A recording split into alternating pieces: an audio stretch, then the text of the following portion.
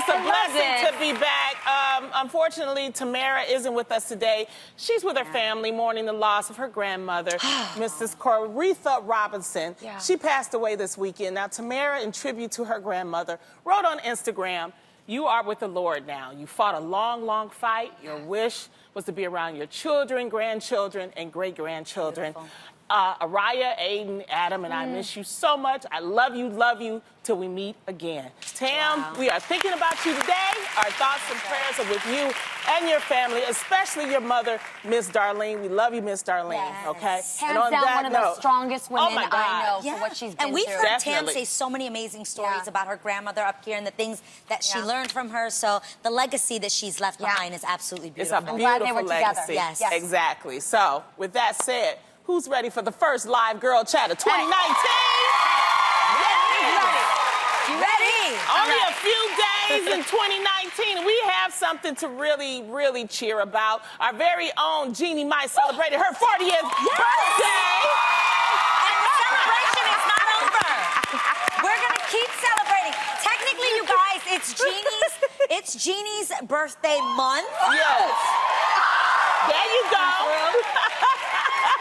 That light, when you get that light, people. Are we not celebrating the whole month? Yeah. Yes, we are. I'm celebrating the whole month. I actually, thank you for asking that. I get nervous around big parties, to be honest with you. So I am throwing a big party, which I can't wait for you guys to be there for. I'm Later ready. in the month. It's gonna be a dope lituation. Wait for it. In 2 weeks, January 24th. But this was a private trip that I took really for myself with some of my close friends. But what I learned, you guys, about turning 40, I was really racing towards this year. You guys know I had kind of a tumultuous last couple years. But I set up for my 40s, meaning I started to really take care of myself. You know, I put on some weight and I worked out and I got healthy because I was gearing up for this big day. Sometimes we get into the right shape for like a big wedding or, you know, things that are just a day. Yes, but why not get ready for the next tier of your life? Yes. Right. And so now I'm feeling like, good Lord, is she 40? I like that. That's what I'm Lord, saying. 40. So It's I'm a excited great about it. time. Thank you. It's a Thank great you. time. Yeah. Enjoy. This is your golden time. It's Thanks, time for Mom. you, and so you're preparing yourself. Yeah. You are a great young lady, so Yes, you you keep are. enjoying yourself. And I'm just putting it out there. Your 40s are your sexual prime. Let me know how that's going. I will tell you. I can tell you it's going great. Now, Jeannie, I know that you were hard at work actually Yes. during your birthday weekend as well, because last night you covered the Golden Globes ready Yes. before E. Look at that dress. You looked absolutely stunning. Fantastic. Who did you wear? Okay, so I wore an Asian designer because it was a big epic year for Crazy Rich Asians. Love that. Huge. Representation come through. So I wore Kenneth Barlis, who's a Filipino designer, but at the same time, what I loved, it was the representation on the carpet in general. We all know Black Panther, Crazy Rich Asians. It was a huge year for monumental So films much like amazing that. fashion Yes. on display. So I have to ask you, what were your top 3 favorite looks? Okay, it was hard because I thought the Golden Globes was so scattered with different It takes. was. It was a lot different Yeah. this year. I would say They first didn't play up. it safe. No, nobody played it safe, which is really nice for Golden Globes. I thought Gemma Chan from the Crazy Rich Asians film, she was epic. Nice. Because she did like a short type of a look with an exaggerated train. It had the glamour, it had the glitz, but it had the pop of the party underneath as Gorgeous. well. Okay. Yep, I also really, really loved Emma Rossum.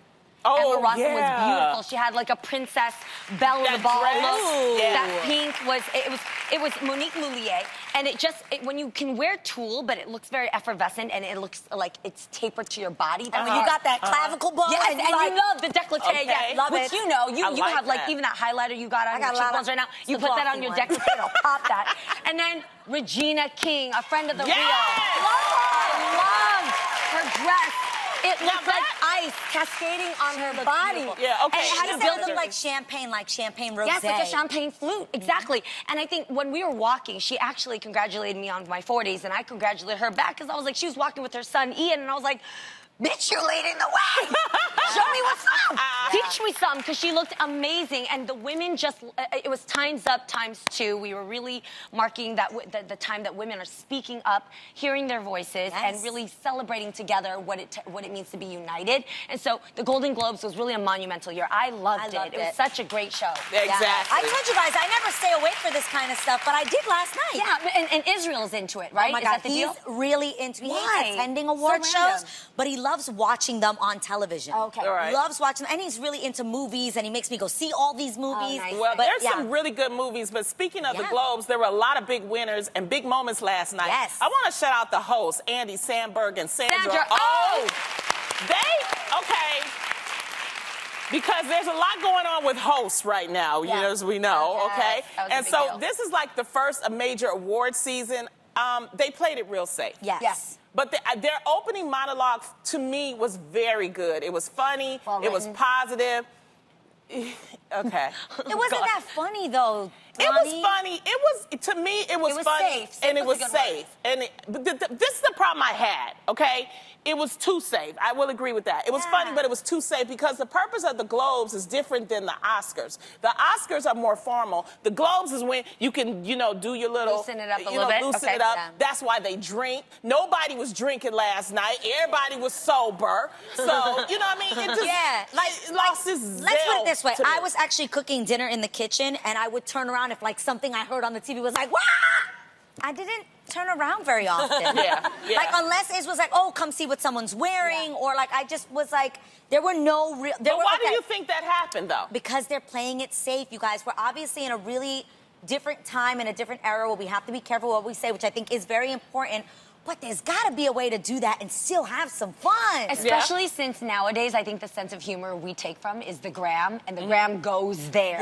So nowadays, your sense of humor should be pushed a little bit further because we try it. The internet always wins. So I feel like the sense of humor should lay along And the only moment that they did that in was, when Sandra was like, if there are 100 people in the room and 99 don't believe in you, all you need is one person to believe. And that one person was who?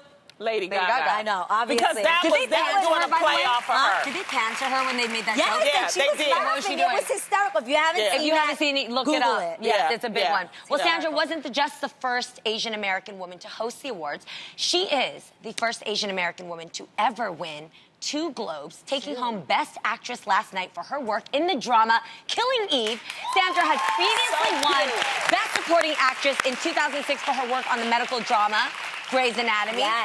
I think this is absolutely epic. Obviously, for a woman to be hosting, a woman of Asian American descent, but I also really respect her because she once told me about a story where she went into acting by really telling her parents that she wanted to go against the grain of what they wanted her to do. She had a 4-year scholarship for journalism, and she said, you know what, I really have a passion for acting, I want to study drama. And she went that route instead, separating from her parents, in which my culture, it's a big deal, because parents always have they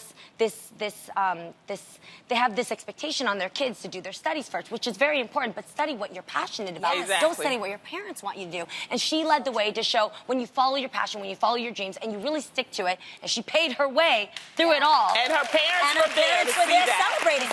They were so cute. Awesome. I also want to give a shout out to the iconic Carol Burnett last night. She received the first ever Carol Burnett Award. The award will focus on lifetime achievement in television. She's 85 years young, and she is still sharp as a whip. So she did a really good, and she also explained something in her acceptance speech where she was talking about how her show, she used to think, oh, I wish I was younger. I wish that I had more time. She said then she had to realize that her time was back then because she would not be able to do the type of shows she did back then today because of the cost. Because of, you know, she had guest celebrities every week. Exactly. So I think that was a really great moment to make people realize that your time is your time. Take your time while you have it. Your era is your era. Exactly. And she killed it. I had a miniature moment with her on the red carpet, you guys. I just want to share it real quick. She and I shared a moment. Oh my God. She, you know, she doesn't know who I am, but I was like, I love you, Carol. I love her so much. And I I love it that one day we'll be able to tell our children, like, yo, we got to watch live the first ever Carol Burnett Award where she won it. So that's awesome. Exactly, right. All right. Also, I want to give a huge congratulations, like you just said before, to our girl Regina King. Yeah, like we said, Regina. she won Best Supporting Actress for Barry Jenkins' drama, If Beale Street Could Talk. And I actually guessed this. I went to go see the movie this weekend, and I was like, yo, she better win an award. She needs to win. She needs to sweep some awards this weekend, and she did, so congratulations to her. I felt bad, though, for Bradley Cooper. They shut him out. Nothing. Stars Born only I won was shocked. one. And it was for the song. Yeah, the for the Shallow. song. But, you know, when the director came, he like, and actor, he was nominated for actor. He did his best acting, not looking disappointed that he didn't win the award. Seriously, he was like this. But then you saw Lady Gaga. She was mad. She... What? You know? I just think there were a lot of surprises last night. A lot of things won that you didn't expect to win. And you were like, wait, what? So it gets interesting. I'm excited for the rest of award season. Green Book surprised everybody. Incredible movie. If you haven't seen Green Book, go see it. It's phenomenal. Yeah, but we gotta do better with the comedy, people. We can't let PC just get us. Everybody loosen up. Let's get to the writing. Let's get back to comedy. Let's laugh. Yes, I like that. I hear that. Well, the Globes weren't the only thing trending on social media over this weekend. Everyone cannot stop talking about Lifetime surviving R. Kelly. Did you see it? Oh, Lord. Sam? Yes? Round of applause. Who saw it? Okay. Well, all the black people saw the it. 6-part docuseries, which documents how Kelly used his power and influence to allegedly sexually and physically abuse young girls, has caused the Mute R. Kelly movement to grow even stronger. However, not everyone is ready to turn off their ignition. The Blast reported that following the show's airing, Spotify saw a 16% increase in R. Kelly music streams. Many people are so confused as to why this is, including actress Jada Pinkett Smith, who had this to say on her Instagram. Check it out. So I got an article this morning about how R. Kelly's music sales and his streams have spiked substantially since the release of Surviving R. Kelly docuseries. And I'm having a really difficult time understanding why. And I really don't want to believe that it's because black girls don't matter enough. Or is that the reason? Well, ladies, I want to ask, let's think about this for a second. What would you respond, how would you respond to Jada's question?